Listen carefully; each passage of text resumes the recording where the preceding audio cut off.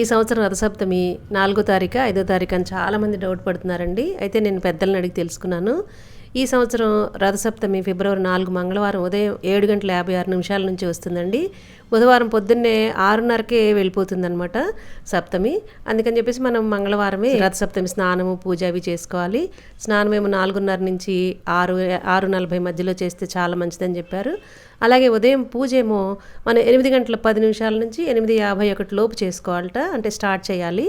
అది కుదరకపోతే 9:30 తర్వాత నుంచి 12 లోపు ఈ పూజ పాలు పొంగించడం ఇవన్నీ చేసుకోవచ్చటండి. బిఫోర్ లాస్ట్ ఇయర్ ఈ రథసప్తమి వీడియోస్లో రథసప్తమి యొక్క విశిష్టత ఏంటి, ఈ జిల్లేడాకులు పెట్టుకుని స్నానం ఎందుకు చేయాలి, పాలు పొంగించడంలో అంతరార్థం ఏంటి, ఇవన్నీ కూడా చాలా చాలా క్లియర్గా ఎక్స్ప్లెయిన్ చేస్తూ చెప్పానండి.